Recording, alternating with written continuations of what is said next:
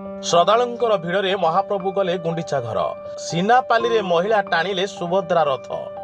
ନୂଆପଡ଼ା ଜିଲ୍ଲା ସିନାପାଲି ଓ ଆଖପାଖ ଅଞ୍ଚଳରେ ଶ୍ରଦ୍ଧାଳୁଙ୍କର ଭିଡ଼ ମଧ୍ୟରେ ମହାପ୍ରଭୁ ଜଗନ୍ନାଥଙ୍କର ରଥଯାତ୍ରା ଅନୁଷ୍ଠିତ ହୋଇଛି।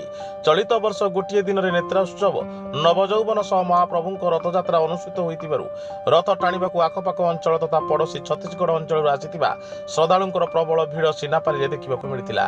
ଅଣସର ପରେ ରବିବାର ସକାଳୁ ପ୍ରଥମେ ମହାପ୍ରଭୁଙ୍କ ନେତ୍ରୋତ୍ସବ ଓ ନବଯୌବନ ବେଶ ଅନୁଷ୍ଠିତ ହୋଇଥିଲା।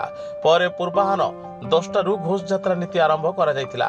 ଅପରାହ୍ନରେ ଶ୍ରୀଜୀଉଙ୍କ ପହଣ୍ଡି ବିଜେ ପରେ ମନ୍ଦିର କମିଟିର ସଭାପତି ବୈଶାମ୍ପୟନ ମେହେରଙ୍କ ଦ୍ୱାରା 3 ରଥର ଛେରା ପହଁରା କରାଯାଇ ରଥଟଣା ଆରମ୍ଭ ହୋଇଥିଲା। ରଥଯାତ୍ରାରେ ପାରମ୍ପରିକ ସମ୍ପ୍ରଦା ସଂକୀର୍ତ୍ତନ ଘଣ୍ଟବାଦ୍ୟ ଆଦି ସାମିଲ ହୋଇଥିବା ବେଳେ ଶ୍ରଦ୍ଧାଳୁଙ୍କ ହରିବୋଲ ହୁଳହୁଳିରେ ସମଗ୍ର ପରିବେଶ ଉଲ୍ଲସିତ ହୋଇଥିଲା। ଏଠିକାର ପରମ୍ପରା ଅନୁସାରେ ମା ସୁଭଦ୍ରାଙ୍କ ରଥକୁ କେବଳ ମହିଳା ଭକ୍ତମାନେ ଟାଣି ଟାଣି ନେଇ ମାଉସୀ ମା ମନ୍ଦିରରେ ପହଞ୍ଚାଇଥିଲେ। ଭିଡ଼କୁ ଦେଖି ମନ୍ଦିର କମିଟି ତରଫରୁ ବିଭିନ୍ନ ସ୍ଥାନରେ ପାନୀୟ ଜଳ ପ୍ରାଥମିକ ଚିକିତ୍ସା ଆଦିର ବ୍ୟବସ୍ଥା କରାଯାଇଥିବା କମିଟିର ସମ୍ପାଦକ ତୁଳସୀରାମ ମେହେର କହିଛନ୍ତି।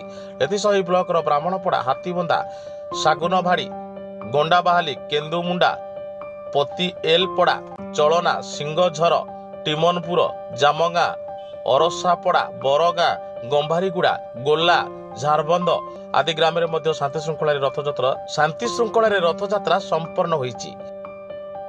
ସିନାପାଲିରୁ କାର୍ତ୍ତିକ ଦୁରିଆଙ୍କ ରିପୋର୍ଟ, ସାଇ ସତ୍ୟ ନ୍ୟୁଜ।